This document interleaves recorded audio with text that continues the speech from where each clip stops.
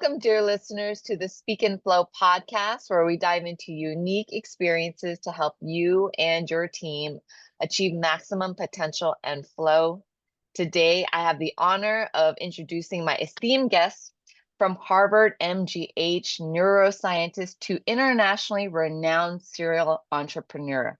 He's a digital imaging expert, visual effects VFH pioneer, Dr. Barry Sandrew, with over 37 patents and an expert of featured films and TV accomplishments.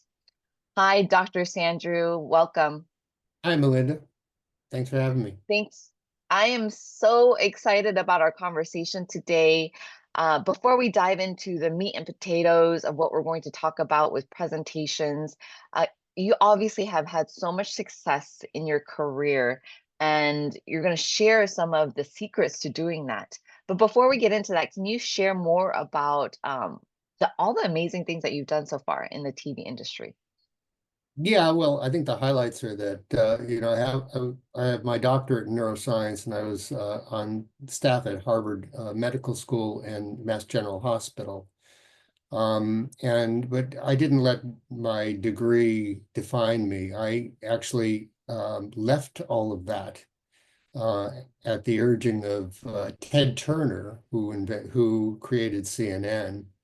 And he asked me to invent a process for colorizing black and white movies so I could save his MGM library from going into public domain, which I did. And that caused a lot of controversy, but the more controversy that occurred, the more successful I became. So I left academia and became a serial entrepreneur in Hollywood. Did a lot of visual effects, like for Scorsese did The Aviator and a few other things. But then in 2007, I invented a process for converting movies from 2D to 3D, which is the de facto method of creating 3D movies. And my team and I produced the 3D portion of about 65% or 65 of the most successful films that came out of Hollywood Wow. in the past 12 years.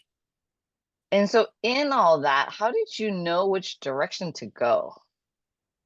No, I In wish I all could. that, had the I wish I could tell you there was a grand plan. There wasn't. I just take things as they come.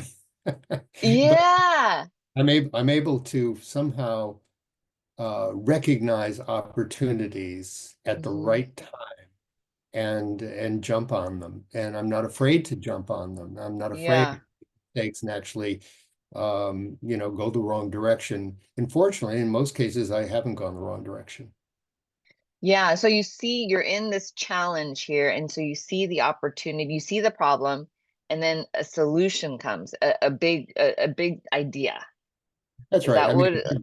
just recently in the past year, I was awarded 3 patents in artificial intelligence because I saw a vacuum in education where professors needed to understand the authenticity of a student's responses rather than sleuthing around to see if they're cheating with Uh-huh. plagiarism using Uh-huh.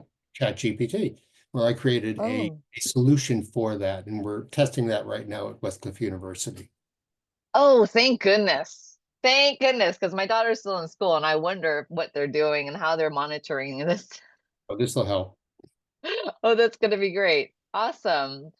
How innovative is that? And so, with so much success, it didn't come right out the gate. So, tell me, what are some times in the past, some of the more difficult times where, okay, something didn't go well, a presentation didn't go well, the team is not performing like you want it to. Like, tell me about That, that. that's a good question. It's really easy to explain that because early in one of my startups, we were so focused on the technical brilliance of our product that we failed to communicate its value effectively to investors in particular. And this is a classic example of building something amazing, but not testing whether we could convey its relevance to the audience. It's the equivalent of developing a product without validating consumer demand. We didn't know whether consumers actually wanted it. And Mhm. yet we were out there presenting it as the savior of the world. During a critical pitch, our presentation was overly technical, lacking Mhm. clear, concise narrative, and that Mhm. tied the product to a real problem and its solution.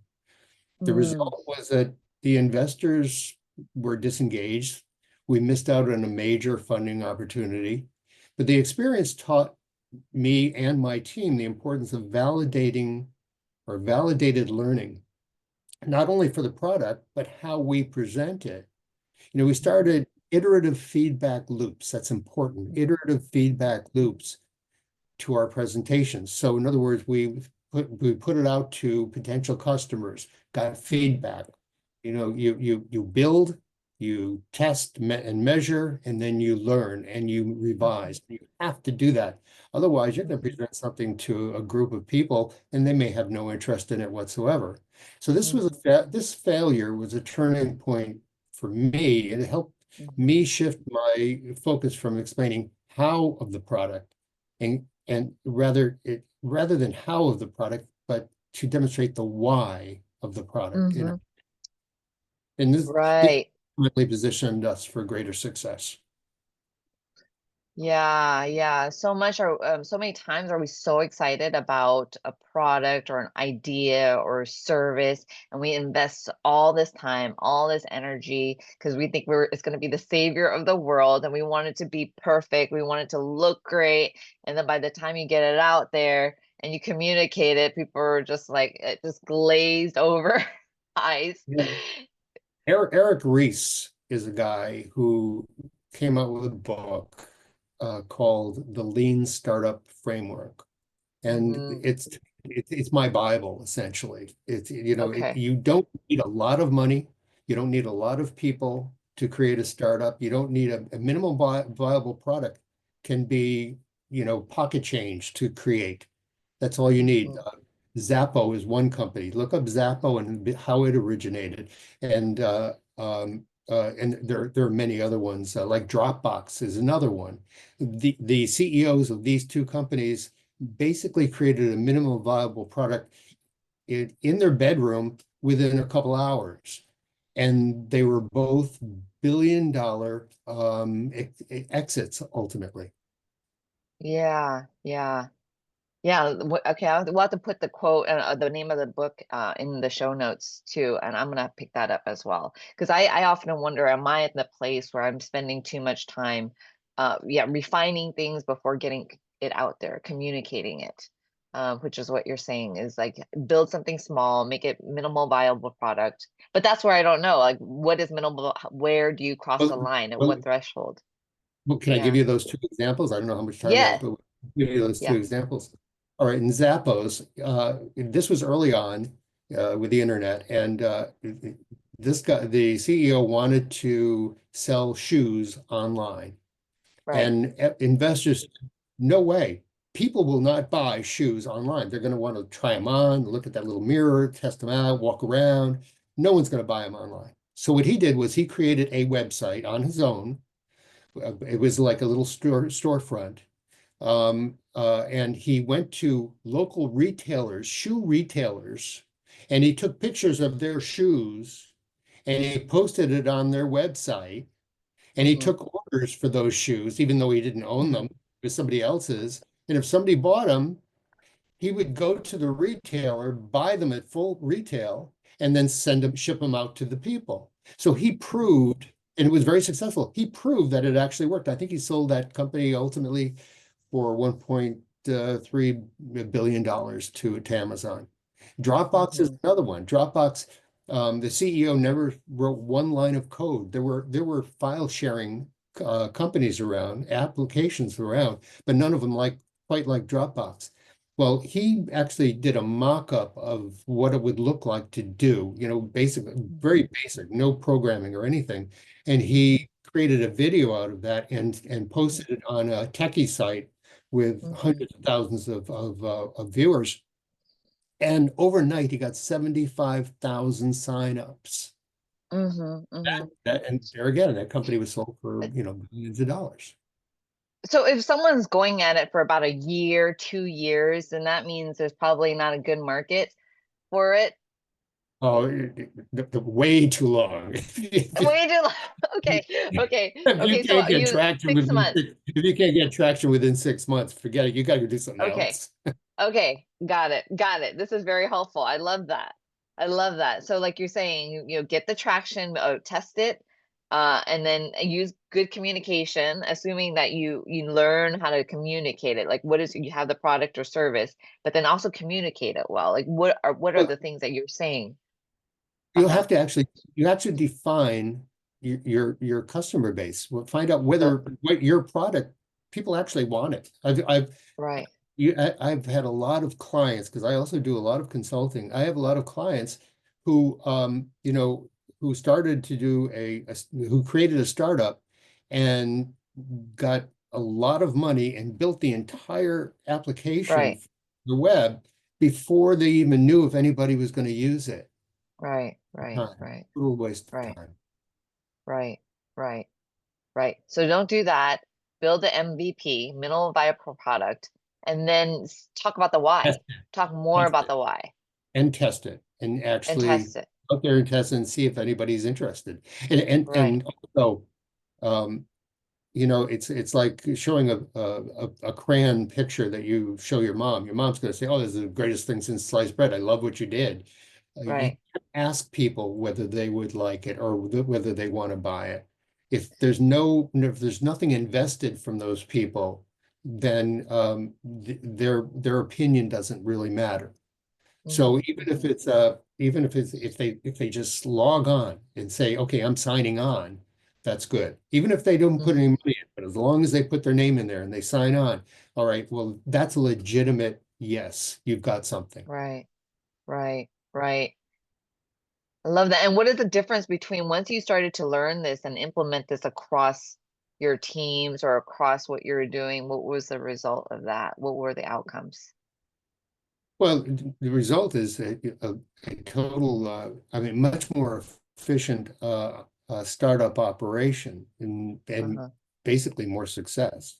You know, Uh-huh. the we spend less time, spinning our wheels and more time just finding out what the customer, what your client, what your customer ultimately wants.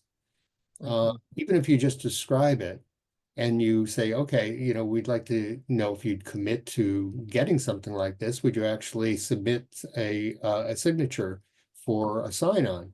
That's Hmm. all you need. That's all you need. Because then Hmm. investors will say, okay, well, there might be something there. Mm. Right. Right. Right. Right. What do you think holds people back from doing it? Ego.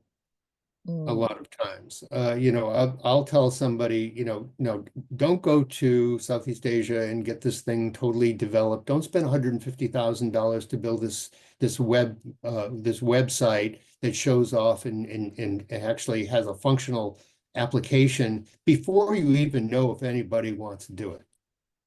And the Mhm. fact and but several times, um, my clients have said, no, this is the way I want to go because how are people going to know what it's going to be like if I don't actually show them? Well, there are Right. different ways to show them, just like Right. I told you about Zappos and Right. Drop. You Right. can, for pennies, you don't have Right. Right. to do it. Right. That's the key. Like think outside the box of how we can show them without really developing the whole thing. That's right. There's other ways you can do it. Oh, that makes a lot of sense. Yeah. Love that. So then and then so what okay, I'm gonna just end with one last question because I think that there's so much value in what you just shared, and I certainly learned a lot in terms of getting the MVP out there, communicating the value to your ideal client. Who are the clients? What is it that they want? And then communicating that in a way, more of the why versus the technical pieces of it. Like, why is it important to you? How's this gonna help you? And communicating those aspects of it. Exactly. And then therefore you're going to be able to have more success. There is a very clear strategy and a way of building a company or a business. That's right. Thank you. And I'd like to ask you the last question I like to ask all my guests. What is that one leadership takeaway that you want the guests to remember? Oh, well, to me, leadership in a startup, and I'm focused mainly on startups because I'm a serial entrepreneur. I've had a lot of success with startups. Leadership in a startup is about building a critical mass of loyalists and believers who share your vision, even if they don't Mm, have specific expertise in, it really doesn't matter. I took, high school students to, directly into my company, and they became the leads and the executive management ultimately. In my various mhm, startups, we're exploring uncharted territory, and the most mhm, transformative progress came from working with people who weren't afraid to roll up their sleeves, take on um, any roles outside their comfort zone, which is really important, outside their comfort zone, and to experiment with unproven ideas. A mhm, textbook organizational structure in a startup is the fool's task. If mhm, you create an organizational structure, a hierarchy, you're wasting your time. Instead, you need mm, the courage to embrace uncertainty and try mhm, new approaches. This ties directly to not being afraid to take calculated risks. Failure, I always tell my students, is the most powerful learning tool. John Maxwell is a famous lecturer and leadership expert. He puts it: fail early, fail often, but always fail forward. The key mhm. is to create a culture where failure isn't seen as a dead end, but as a Right. stepping stone toward innovation. Every setback offers an opportunity to learn, iterate, and improve. If you don't take a risk, if you don't put yourself out there and take a risk, you will fail. Mhm, 99% of the time, you mhm, will fail. mhm, As a mhm. leader, your role is to encourage these risks, support your team, Yeah. things don't go planned, and keep everyone aligned to the mission. In Yeah. the lean startup framework, there's build, measure, learn cycle from the lean start. It's not just for products, it's for people, processes, and strategies. Leadership is about fostering a relentless belief in forward progress where every failure moves you closer to success. That is so, I got the chills. I got the chills. It's powerful. It's powerful, and I've heard this all before, but actually for me really resonates with me right now because I think I'm just getting faster. I mean, it would take me a lot longer to fail forward. But now with you just saying this over and over and ingraining it in me, it just feels more like, okay, I could do that. You know, it's easier, it's better. Like you said, failing is an opportunity for growth and learning, and so it's encouraging for me and to be reminded of that Keep in and mind that, actually feel, yeah, keep in mind that you learn more from failure than you do from success. yeah, right, right, right. Oh. And I it's so true. It's so true, and I think about my daughter, I think about how many times she's failed, and all of our failures do lead to a lot of our expansion and our When growth. she fails, say, good. That's positive. Good. That's good. What did you learn from that? Yeah. Yeah. And with I mean, I think that with AI and technology, I love how you said no hierarchy. It almost feels like we can all have a playing ground here with the Oh, yeah. technology that's happening. Like there's so much we could do. Oh, for sure. Everyone. For sure. In fact, Hollywood is being transformed because most practitioners, most visual effects in particular, practitioners, can work from home. They can work independently. And Yeah. AI is allowing independent filmmakers to actually create entire movies, or at least it's Yeah. going in this direction. It's not quite there yet, but it will be entire movies on their laptop at Wow. home. That's very exciting to me because for too long, it's been controlled by the big studios and big money, $100 million budgets and that sort of thing. And the independent filmmaker just picks up the scraps. Well, now they're on an even footage. Now Wow. the independent filmmaker can make really exciting, heavily visual effects heavy movies right on their laptop. So exciting. Wow, that's exciting. That's amazing. I mean, and it goes the same to in all industries, across industries, a lot of roles, a lot of different areas of opportunities for a lot of people. Yeah, a lot of people are afraid of AI, and they Yeah. really don't. I mean, if they're afraid of AI, they will be left behind. Yeah. They need to embrace AI, learn Yeah. it, and find out different ways that they can use it to make their lives and the lives of their employees better. Yeah. Yeah. And I'm bringing it into my business. And so it's very exciting what we can do here with AI and coaching and communication. Uh-huh. Oh yeah. Wonderful. Well, thank you, Dr. Sandrew. It was really wonderful meeting you and hearing about your expertise. I definitely learned a lot. I'll take it and implement it. And how do people are you looking for people, if people can contact you if they have any additional questions, is that okay that we put your Oh sure. contact information into the chat or into the show notes? Oh, absolutely. Okay. Absolutely. Yeah. Feel free to contact me. Are you are you consulting nowadays for I'm business? all of that. I've got several startups that I'm consulting. I host an angel group every 2 weeks at Westcliff University, and I'm in partnership with Westcliff University on this AI business, this assessment business that was formed after I got my 3 patents in artificial intelligence. Again, when education really has no way, educators have no way of authenticating whether a student actually did their work or not, Right. or whether it was done with ChatGPT. And most of them spend most of their time just trying to figure out whether somebody's plagiarizing. They'll use applications like Turnitin to try to find out to try to catch somebody in the act of plagiarizing. I'm ignoring plagiarizing. I don't really care about plagiarizing. I care about whether they've learned anything or not. Even if Mm, they plagiarize something, if they've read through what they've plagiarized and checked all the references and all of that business, they've learned something. mhm.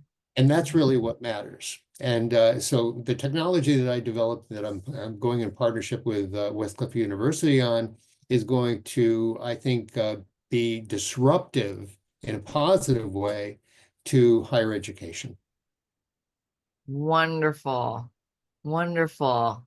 I can't wait to hear more about it. I think Great. that's so important. And again, going, like you mentioned, taking a step forward, going into the unknown. And as you continue to do that to support the communities, the world, our students, thank you so much for your work, Dr. Sandrew. It's really Oh, my great. pleasure. Thank you, Melinda. I really appreciate Thank you. taking the time. Thank you. And dear listeners, thank you so much for joining us. I trust that you are going to take away your nugget for what you need to communicate to make more positive difference in the world. Appreciate you. Until next time, see you.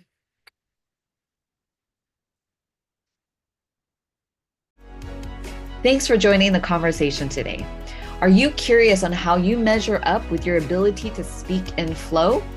Come grab my free self-assessment at https://speakinflow.com/assessment. And I'll see you on the other side.